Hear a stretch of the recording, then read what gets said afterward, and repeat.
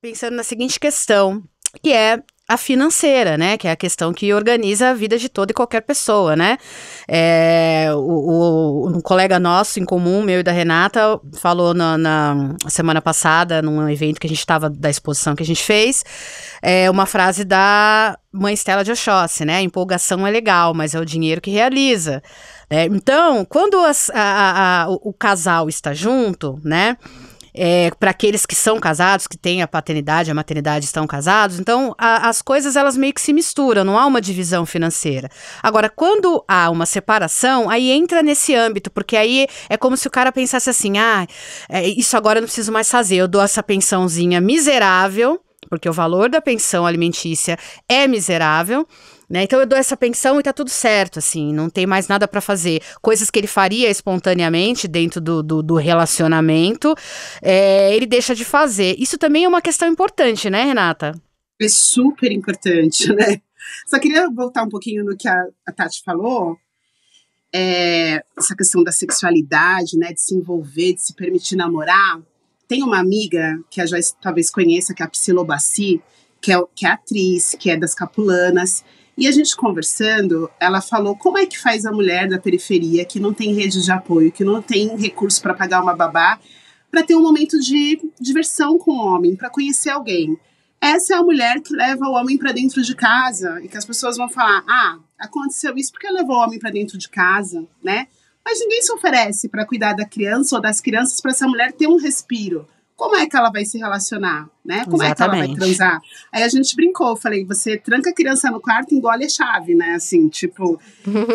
então, assim, é muito cruel, né? Como é que as pessoas pensam que as mães vão viver. Elas não pensam nas mães como mulheres, né? E a inversão de valores, né? Porque quer dizer que a mulher que é culpada caso aconteça alguma coisa, não é o homem mal intencionado, ou não é o pai das crianças que deveria estar sempre a mulher, sempre a mulher. É sempre a mulher. A mulher é sempre na berlinda. Isso que você falou é perfeito, Joyce. O homem adulto que está lá, ele não é culpado. É a mãe que levou esse homem adulto para dentro de casa. E daí, respondendo o que você falou, eu tenho uma tia que ela é minha madrinha. E ela me falou uma vez, Renata, compra tudo no seu nome. O que é seu, é seu. Então, eu sempre tive muito cuidado com o meu dinheiro, né? Eu fui morar junto uma primeira vez e perdi o apartamento que ficou com o ex, porque ele foi realmente muito egoísta, tendo mais dinheiro que eu, tendo herança, enfim. E ele quis ficar no imóvel, porque não queria voltar para casa da mãe dele, eu me virei. E daí, nessa segunda relação, né, que originou minhas crianças, eu tomei esse cuidado. Desde então, comecei a separar tudo.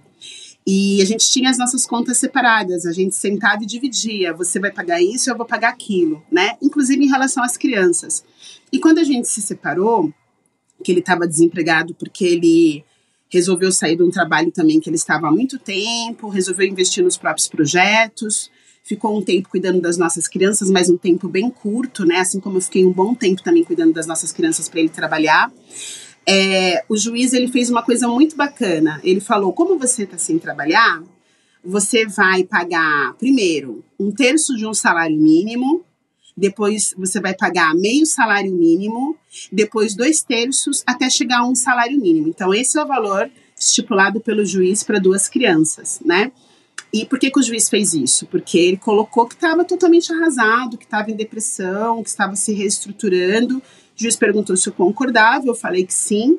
Eu sou professora universitária, então tenho um salário fixo. O juiz me perguntou, mas por que você quer receber o valor se você tem condições de arcar com as crianças sozinha, né? Eu falei, olha, mesmo se eu fosse a Madonna, a Beyoncé, eu ia querer o valor de pensão.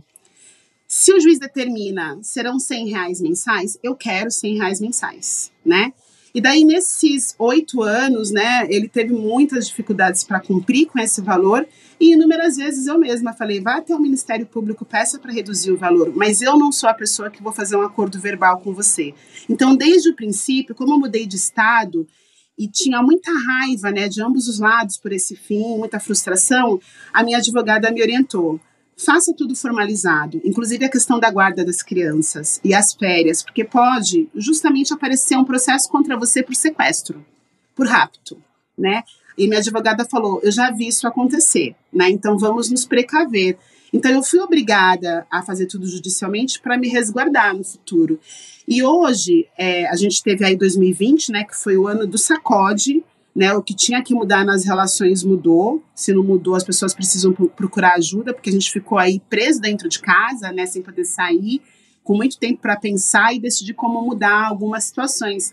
Nesse período, ele, como uma pessoa que trabalha com apresentações, assim como a turma do teatro, toda a turma, né, que trabalha com o público, teve um prejuízo financeiro, né? Mas eu falei para ele, olha, eu não posso estar com o seu prejuízo sendo prejudicada, né?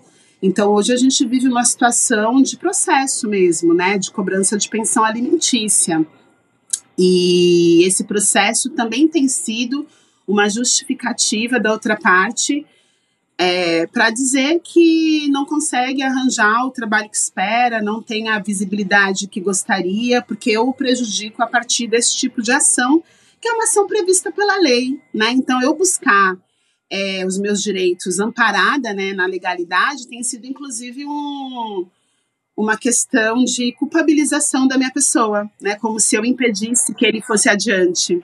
É mais uma inversão de valores, né? Quer dizer que não é o que a pessoa está fazendo de errado, é a reclamação de quem está sendo vitimado pela atitude errada do outro, porque o filho tem que estar à frente de qualquer necessidade, porque as mulheres são ensinadas assim, né? Você tem filho, então seu filho está em primeiro lugar, acima de qualquer coisa. Mas para os homens não funciona esse idioma, né? Então eles podem colocar tudo à frente da paternidade. A paternidade na lista de escala de prioridades da maioria dos homens, dentro de uma sociedade onde a masculinidade tóxica é naturalizada e, consequentemente, a paternidade tóxica também né?